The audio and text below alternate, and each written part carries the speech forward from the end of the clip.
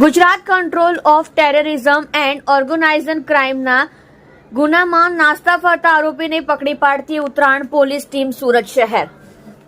Police commissioner સાહેબ શ્રી સુરત શહેર તથા સંયુક્ત પોલીસ કમિશનર શ્રી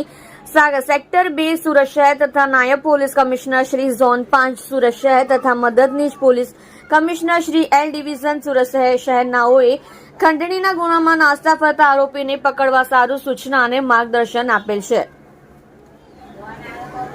જે અન્વયે પોલીસ ઇન્સ્પેક્ટર શ્રી એડી મહંત નાઓએ સર્વેલન્સ સ્ટાફના police sub inspector AR Patil તથા પોલીસ માણસોને આરોપી પકડી પાડવા જરૂરી સૂચના અને માર્ગદર્શન આપેલ.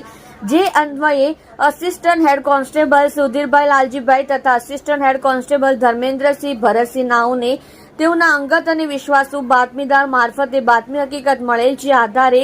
Uttarayan police station part A ગુના નંબર 2023 ઇપિકો કલમ 143, 144, 147, 148, 149, 307, 323, 395, 397, 506, 294, 212, 120,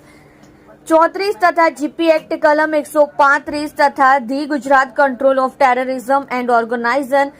ક્રાઇમ GCTOC એક્ટ 2015 ની કલમ 3, 1, 2, 3, 2, 3, 3 તથા 3, 4 મુજબ ગુનાના નાસ્તો ફરતો આરોપી સૂર્યદીપ ઉર્ફે સૂરજ ઉર્ફે સુરેશ ઉર્ફે સૂર્યા ભરતભાઈ વિરડિયા ઉંમર વર્ષ 29, રહેઠાણ D 301 સંસ્કૃત એવન્યુ અભિષેક રેસિડેન્સી પાસે, કોસાડ સાયણ રોડ, અમરોલી સુરત શહેર તથા એલિગંજા હાઇટ્સની સામે આવેલ ફાર્મ હાઉસમાં ગોપીન ગામ પાસે, મોટા વરાછા સુરત શહેર, મૂળ વતન ગામ પાંડેરસિંગા, તાલુકો લાઠી, જિલ્લો અમરેલી નાને પકડી પાડેલ છે. સદર ગુનાની તપાસમાં મદદનીશ મેયર મદદનીશ પોલીસ કમિશનર શ્રી સાહેબ ક્રાઇમ પોલીસ સ્ટેશન સુરત શહેરનાઓ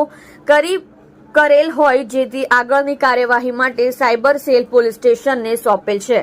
જોડાઈ રહો સત્યની શરૂઆત ન્યૂઝ ચેનલ સાથે અને જુઓ તાજા સમાચાર.